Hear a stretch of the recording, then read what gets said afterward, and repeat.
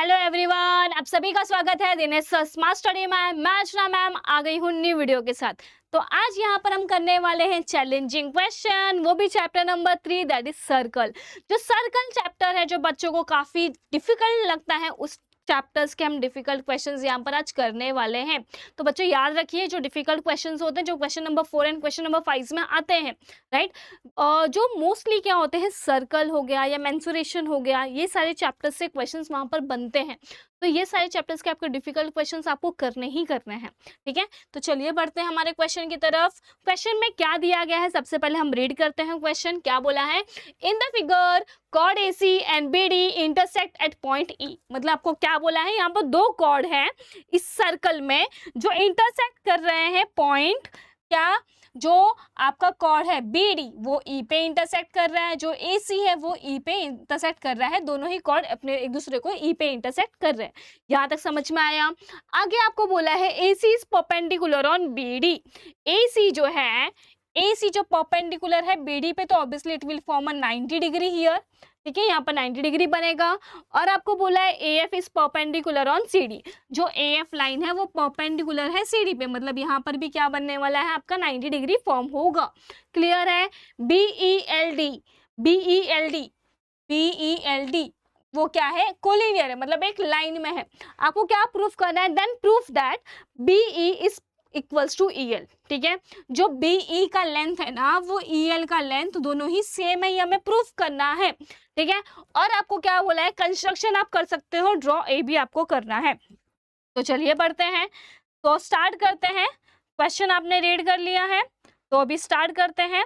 अगर मैंने बोला यहाँ पर कंस्ट्रक्शन करना है AB, मतलब मैंने बोला AB मुझे यहाँ पर ड्रॉ करना है, मैंने ड्रॉ कर दिया AB, ठीक है। यहाँ पर मैं AB ड्रॉ कर रही हूँ, जस्ट अ सेकेंड। यहाँ पर मैंने AB ड्रॉ किया, ओके, यहाँ पर AB ड्रॉ कर दिया। अब आपको प्रूफ करना है कि भाई जो BE है वो EL के इक्वल है।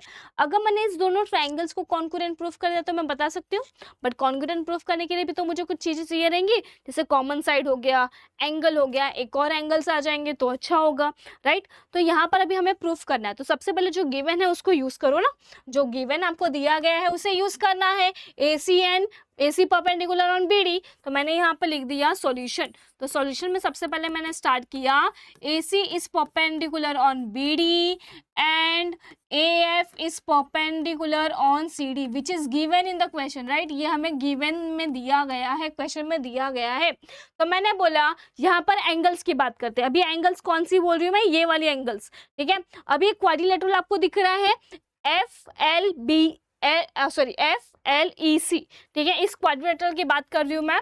तो यहाँ पर इन क्वाड्रिलेटरल FLEC में आप एंगल्स की बात करो, एंगल F, मतलब यहाँ पर मैंने बोला LFC is equals to angle, क्या हो जाएगा, LEC is equals to 90 degree, because दोनों ही 90 डिग्री है ना, ये भी आपको 90 दिया है, ये भी 90 दिया है, तो मैंने बता दिया भाई दोनों ही एंगल इक्वल्स टू 90 डिग्री है। अगर दोनों एंगल्स को प्लस किया तो angle LFC plus angle LEC plus करने पे 90 प्लस 90 मतलब कितना हो जाएगा, ये हमारा 180 हो जाएगा, right. This is equals to 180। यहाँ पर मैंने बोला LFC प्लस एंगल LEC जो है हमारा वो 180 डिग्री हो गया, राइट। आपने एक साइक्लिक क्वाड्रिलेटरल थ्योरम वाला किया रहेगा, राइट, इसमें चैप्टर नंबर 3 में सर्कल में, जहाँ पर हम बताते हैं कि भाई सर्कल के अंदर अगर कोई क्वाड्रिलेटरल हमने ड्रॉ किया है उसके अपोजिट एंगल्स का एडिशन 180 आ रहा है, मतलब वो साइक्लिक है, राइट। तो यहाँ पर हमारा क्या आ जाएगा, मतलब जो आपको दिया गया है FLEC इज अ साइक्लिक। यहाँ तक क्लियर हुआ, समझ में आया। तो यहाँ पर जो एंगल्स है वो सेम होंगे। कौन से एंगल्स की बात कर रही हूँ मैं, ये वाला जो एंगल है एंड ये एंगल, ये दोनों ही क्या होने वाले हैं, इक्वल होने वाले हैं। तो मैं यहाँ लिखने वाली हूँ वो क्या हो जाएगा, angle ALE is equals to angle क्या है आपका FCE, तो मैंने लिखा FCE, ठीक है। अब ये FCE का हम लोग और भी नाम लिख सकते हैं, तो मैं यहाँ पे लिखने वाली हूँ एंगल ALE को वैसे ही रहने दो, नो चेंजेस इन दैट। यहाँ पर मैंने FCE की जगह पे मैंने लिखा DCA, ठीक है, तो ये हो जाएगा एंगल DCA। क्लियर है यहाँ तक? अब यहाँ पर नेमिंग चेंज किया है मैंने, तो क्यों? बिकॉज वो कोलिनियर है, तो यहाँ पर बताना पड़ेगा DFC इज कोलिनियर एंड आपका AECB क्या है? कोलिनियर है। यहाँ तक समझ में आया? ठीक है, इसे मैंने दे दिया इक्वेशन नंबर 1। इसका नाम क्या दिया मैंने? इक्वेशन नंबर 1 दिया। अब एक और बात, अब जो मैं रेड से ड्रॉ करूँ जरा उस पर ध्यान दीजिएगा। मैंने बोला यहाँ पर DCA एक एंगल है, ठीक है, ये जो एंगल है ना इसके सामने जो आर्क है दैट इज AD। यहाँ तक समझ में आया? फिर मैंने बोला DBA एक एंगल है, ठीक है, ये जो एंगल है इसके सामने का जो आर्क है वो भी क्या है? AD ही है, ठीक है। अगर सेम आर्क में अगर दो एंगल्स फॉर्म हो रहे हैं, मतलब वो दोनों एंगल्स क्या होने वाले? सेम होने वाले हैं, तो वही हम यहाँ पर यूज करेंगे, ठीक है। उसके अकॉर्डिंग क्या होगा जरा देखते हैं। मैं बोलूंगी यहाँ पर जो एंगल है, ठीक है, यहाँ पर जो एंगल्स है वो सेम है। कौन से एंगल्स की बात कर रहे हैं? एंगल DCA इज कॉन्ग्रुएंट या इक्वल लिख सकते हैं, इज इक्वल्स टू DBA, ठीक है, DBA। ओके, समझ में आया? क्लियर है यहाँ तक? इसका रीजन क्या होगा? यहाँ पर रीजन क्या होने वाला है? Angle inscribed in same arc are congruent, ठीक है, ये इसका हो जाएगा रीजन। समझ में आया? ये हो गया इक्वेशन नंबर 2। यहां तक समझ में आया आपको? ये हो गया हमारा इक्वेशन नंबर 2। ओके, देन आगे देखते हैं हम। और आगे हमें और कुछ दिया गया है क्या? यहाँ पर देखो, आपको अगर इक्वेशन नंबर 1 एंड 2 को कंपैरिजन करोगे, यहाँ पर DC है, यहाँ पर भी DC है, it means this angle and this angle is also equal. मतलब एंगल आपका जो हो जाएगा, कौन से एंगल की बात कर रही हूँ? एंगल ALE, तो यहाँ पर हो जाएगा ALE is equals to angle क्या है हमारा? DBA, ठीक है, DBA हो जाएगा। समझ में आया? इस DBA का नाम आप चेंज कर सकते हो। यहाँ पर DBA है ना, उसको EBA भी लिख सकते हो, ठीक है। तो मैं यहाँ पर लिखूंगी angle ALE is equals to angle DBA की जगह पर मैं क्या लिखने वाली हूँ? EBA, ठीक है। क्यों लिखा? बिकॉज यहाँ पर DLEB क्या है? यहाँ पर कोलिनियर है। समझ में आया आप सबको? यहाँ तक कुछ डाउट है? यहाँ तक क्लियर है? ठीक है, and this is your equation number 3। ये जो हो गया हमारा इक्वेशन नंबर 3 हो गया, ठीक है। यहाँ तक समझ में आया? बढ़ते हैं आगे। तो आगे देखते हैं यहाँ पर जो कंस्ट्रक्शन किया था मैं वापस यहाँ पर ड्रॉ कर लेती हूँ ताकि हमारे लिए इजी हो, ठीक है। अब मैं यहाँ पर 2 ट्राइंगल्स लेने वाली हूँ। कौन कौन से 2 ट्राइंगल्स होंगे? ट्राइंगल AEL, ठीक है, ट्राइंगल हो गया, ट्राइंगल AEL, एंड सेकेंड जो ट्राइंगल होगा वो क्या होगा? AEB होगा, AEB, ठीक है।